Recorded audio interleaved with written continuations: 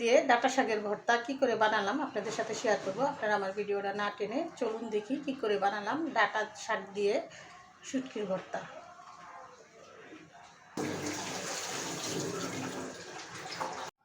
তো ডাঁটা শাকের ভর্তা করার জন্য এখানে নিয়েছি আমি গুঁড়া শুটকি, কাঁচামরিচ আর পেঁয়াজ আর রসুন।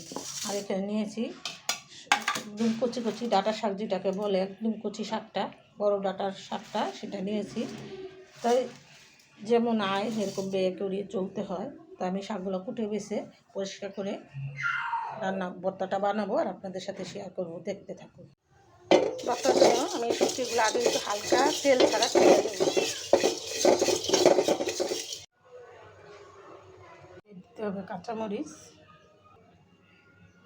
দিয়ে দিলাম দেশি রসুন আস্তে আস্তে কয়েকটা, দিয়ে এটা আমি 10 মিনিট সিদ্ধ করে নেব। দিয়ে দিলাম সামান্য একটু নুন। এখানে আমার ডাঁটা শাকটা সুন্দরভাবে সিদ্ধ হয়ে গেছে, রসুনগুলো দেখেন আস্তে আস্তে রসুন দিছি, একদম সিদ্ধ হয়ে গেছে। তো আমি এটা একটু বেটে নিব আর এই যে যেটা ফেলে দেব। রসুনটা এরকম করে টিপ দিলেই এই যে দেখেন খোসাটা সেরা এসা করে যে আসল খোসাটা এটা আমি ফেলে দেবো। তো এটাই আস্তে রসুন দিলে খোসাটা আর আপনার কষ্ট করে ফেলতে হবে।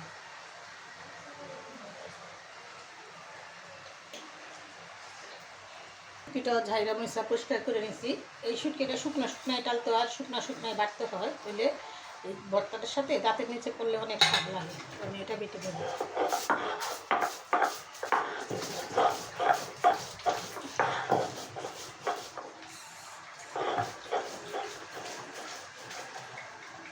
আমি যাই কিছু করি আপনাদের সাথে শেয়ার করি। আমার রান্না হলো আগের দিনে মা চাচিরা জীবন রান্না করতো, আমার দাদি রান্না করতো, ওই রান্নাটাই আমি আপনাদের সাথে শেয়ার করি। তা আমারও তো বয়স কম হয় নাই, কত 60-এর কাছাকাছি আইসা পড়ছে। তো এখনও যাই করি নিজের হাতে করার চেষ্টা করি আর আপনাদের দেখাই যে নিজের হাতে কাজ করলে শরীর ভালো থাকে, স্বাস্থ্য ভালো থাকে। আমিও সেটাই করি আর আপনাদের সাথে শেয়ার করি।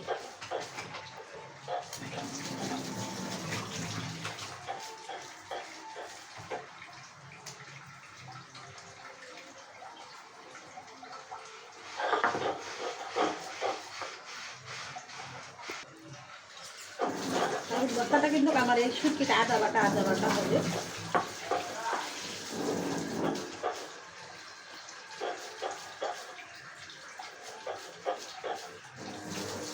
এটা হাতে কষলায়ও বানানো যায়, কিন্তু এই যে আস্ত মরিচটা দিচ্ছি এটা একটু ভাঙা ভাঙা হবে, খেতে কিন্তু অসাধারণ স্বাদ হবে।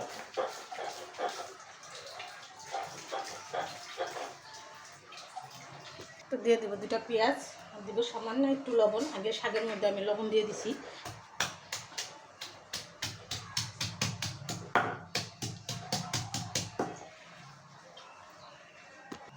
তো হয়ে গেল আমার ভর্তাটা, হাতে মাখিয়ে নেব।